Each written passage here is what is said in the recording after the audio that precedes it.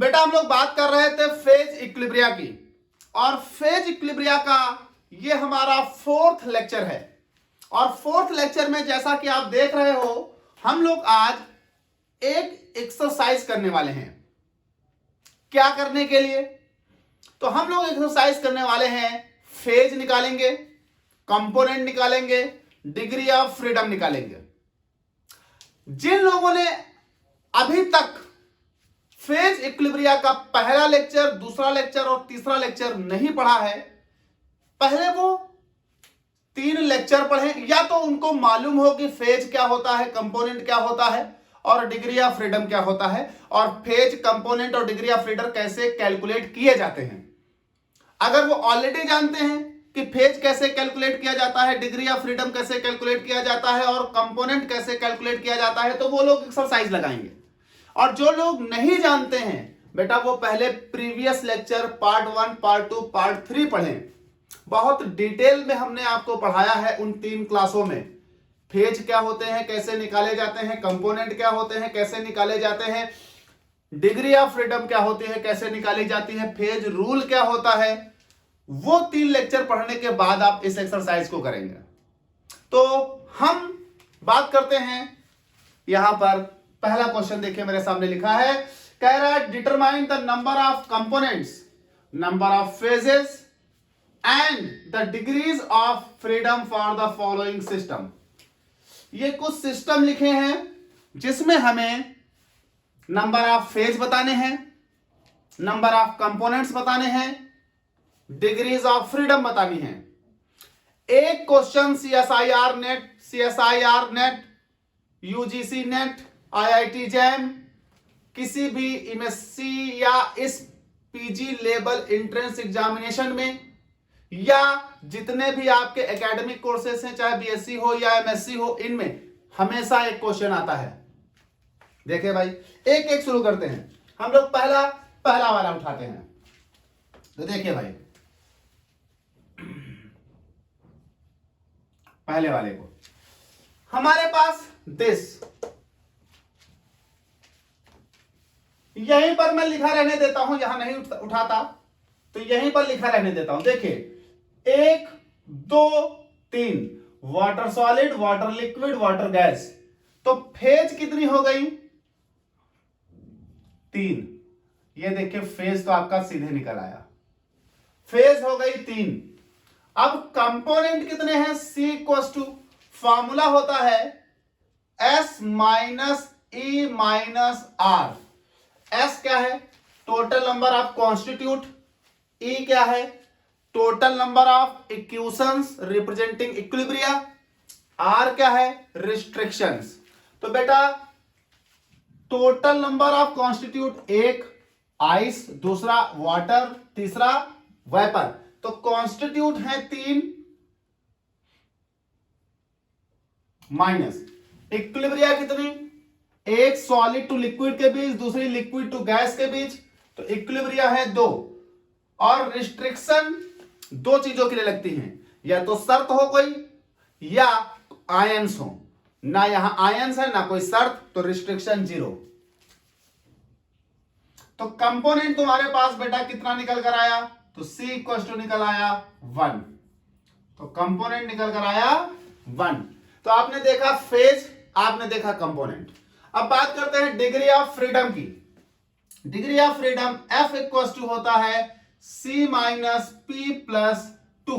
Phase rule है ये। चलिए, फेज कितना निकल कर आया है? 3। कंपोनेंट कितना निकल कर आया है? 1। तो F इक्वल टू हो जाएगा 1 माइनस 3 प्लस 2। तो 1 माइनस 3 प्लस 2। तो बेटा फेज कितना निकल कर आएगा? डिग्री ऑफ फ्रीडम कितना निकल कर आएगा? 0। तो ये देखिए आपके पास phase equal to 3, component equal to 1 और फ्रीडम इक्वल टू 0। चलिए हम बात करते हैं अब दूसरे वाले की, इसकी।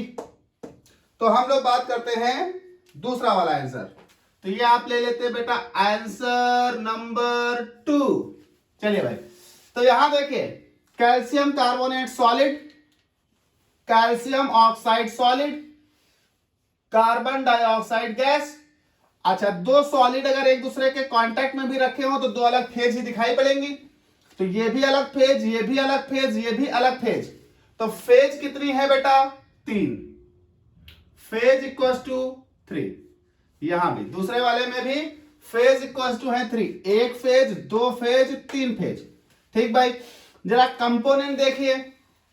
तो यहां से मैं लाइन डाल देता हूं ना, आधे सोचेंगे ऊपर वाला ही नीचे है।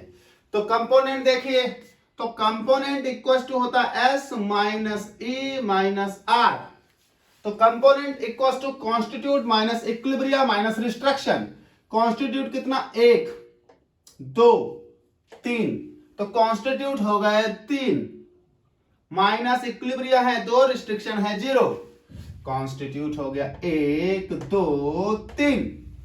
इक्विलिब्रिया कितनी? इक्विलिब्रिया 1 है, तो इक्विलिब्रिया हो गई 1 माइनस 0। तो बेटा ये कंपोनेंट कितना आया? तो C इक्वल्स टू 2। तो C इक्वल्स टू 2। जरा देखिए degree of freedom. Degree of freedom यानी F इक्वल्स टू होता है C माइनस P प्लस 2। तो ये मेरे पास हो गया C माइनस P प्लस 2। तो ये मेरे पास हो गया भैया C कितना? 2 माइनस 3 प्लस 2। तो 2 माइनस 3 प्लस 2। तो बेटा 2 2 4 माइनस 3 आया 1। तो डिग्री ऑफ फ्रीडम कितना आया? 1। तो degree of freedom F equals to 1। ये देखिए हो गए। चलिए तीसरे वाले की बात करते हैं भाई। तो रफ कर लेते हैं इसको, तीसरे वाले की बात करते हैं।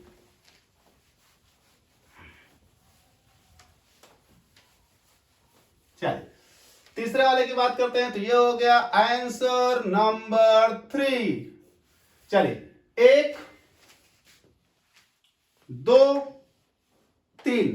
जरा कंपोनेंट और फेजेस को कंफर्म करिए। ये सॉलिड है, ये सॉलिड है।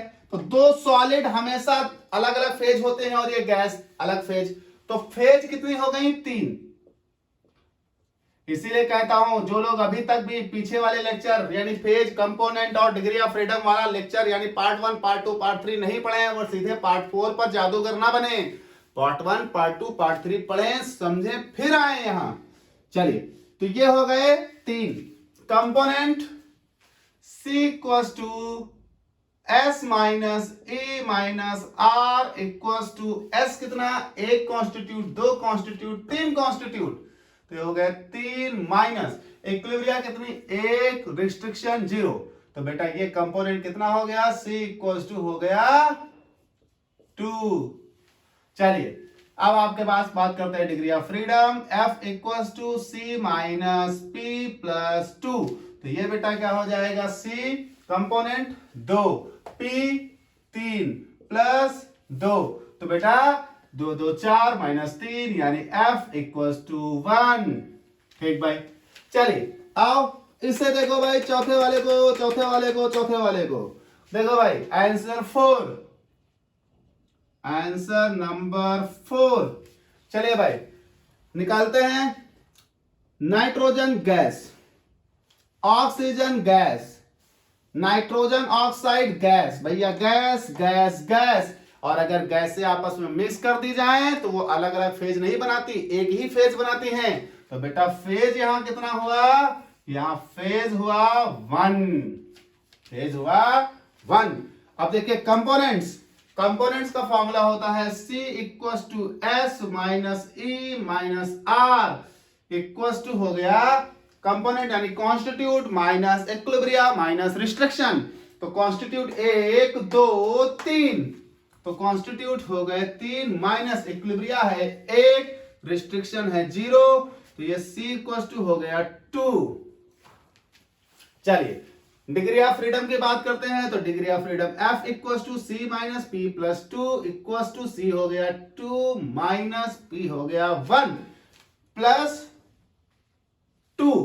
तो बेटा 2 और 2 4 होता है। कैलकुलेटर में कैलकुलेट करके देखना। तो F इक्वल्स टू 3। ये हो गया डिग्री ऑफ फ्रीडम। इसमें देखिए शर्त है पांचवें वाले में कह रहा है ये आपका कंडीशन है, पर कंडीशन इज दैट कि पहले केस में PCl3 इक्वल टू PCl2, यानी PCl3 का प्रेशर Cl2 के प्रेशर के बराबर, दूसरे में pressure does not equal to. तो यहां पर दो केस हैं तो दो बार होगा। तो देखिए भैया पांचवा,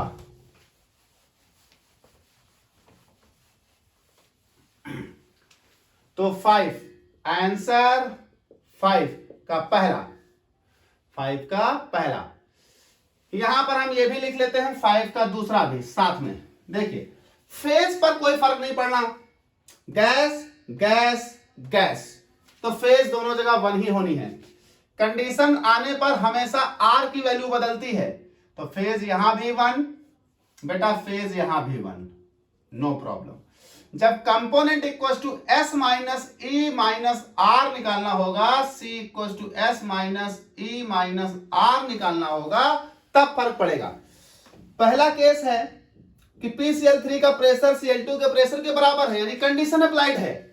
तो यहां रिस्ट्रिक्शन है एक, तो C इक्वल टू हो जाएगा बेटा S कॉन्स्टिट्यूट 1 2 3, तो 3 कॉन्स्टिट्यूट माइनस इक्विलिब्रिया है, 1 माइनस 1 है कंडीशन, तो इक्वल टू हो गया C इक्वल टू हो गया 1। तो degree of freedom F equal to हो गया C minus P plus 2 equal to 1 minus 1 plus 2, मतलब F इक्वल टू हो गया बेटा 2। इन वाले केस में ये हो गया S minus E minus R, तो ये हो गया बेटा S हो था आपका कितना 1 2 3, तो S हो गया आपका 3 माइनस 1 माइनस 0 कंडीशन है, तो C इक्वल टू 2 कंपोनेंट। तो डिग्री ऑफ फ्रीडम निकालिए, F equal to C minus P plus 2 equal to 2 minus 1 plus 2, तो ये F इक्वल टू हो जाएगा 1, डिग्री ऑफ फ्रीडम हो जाएगी 1। ठीक भाई, एक मिनट, 2 2 4 माइनस 1 यानी 3, ये हो जाएगी 3। तो ये आपके पास केस समझ में आता है। मिटाते हैं, अगला क्वेश्चन लिखते हैं, उसको सॉल्व करते हैं।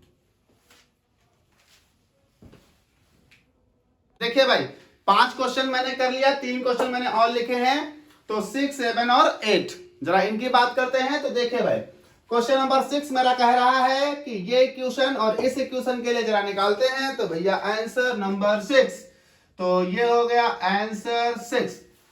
1 2, ये भी गैस ये भी गैस, दोनों गैस गैस हो जाती है एक फेज, तो फेज इक्वल टू हो गया 1।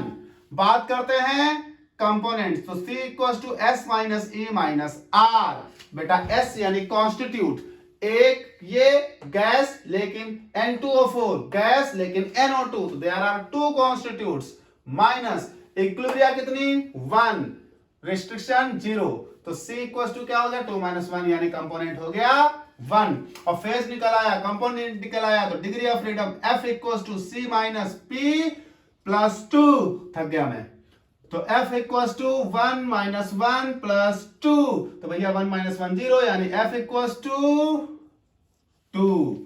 तो जरा भाई देखें, इनकी बात कर लेते हैं क्वेश्चन नंबर 7 की।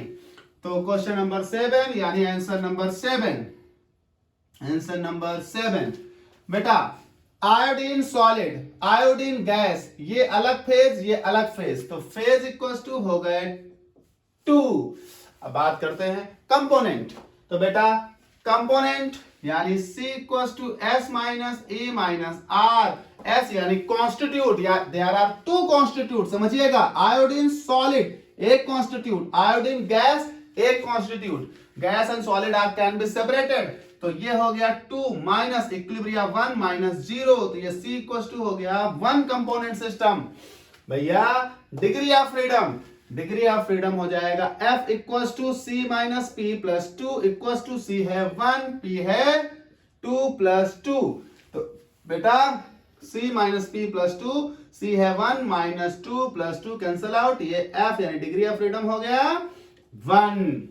चलिए भाई, तो ये हो गया 7। जरा 8 में देखें, 8 में 2 कंडीशंस हैं, तो बात करते हैं 8 की।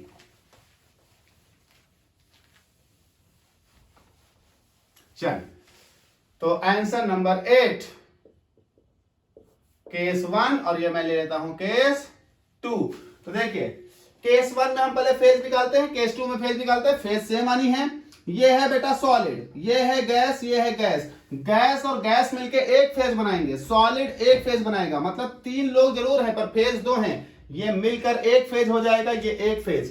तो बेटा फेज हो गया 2, तो बेटा यहां भी फेज हो गया 2। ठीक भाई। कंपोनेंट, कंपोनेंट, तो बेटा जब कंपोनेंट निकालेंगे केस 1 में तो C equals to S minus E minus R, यहां C equals to S minus E minus R। Case 1 में देखिए, केस 1 में एक कंडीशन अप्लाई है इक्वल्स टू का, तो C equals to S constituent 1 2 3 constituent minus equation 1 minus condition 1, तो C equals to हो जाएगा 1। लेकिन इनके केस में कॉन्स्टिट्यूट 3 इक्वेशन 1 कंडीशन 0, तो C इक्वल्स टू हो जाएगा 2। चलिए भाई, तो degree of freedom, degree of freedom F equals to C minus P plus 2। यहां भी भैया F equals to C minus P plus 2, ये हो जाएगा C कितना 1, P कितना 2 प्लस 2, 2 से 2 कैंसिल, F यानी डिग्री ऑफ फ्रीडम 1। यहां देखिए C माइनस P प्लस 2 यानी C कितना 2, P कितना 2 प्लस 2, 2 से 2 कैंसिल, तो F इक्वल्स टू 2। तो ये आपके पास कुछ क्वेश्चंस हो गए। इसी के साथ आपके पास बहुत सारी बुक्स होंगी, अलग अलग किताब्स होंगी, उनमें से आप बहुत सारे क्वेश्चन को सॉल्व करिएगा।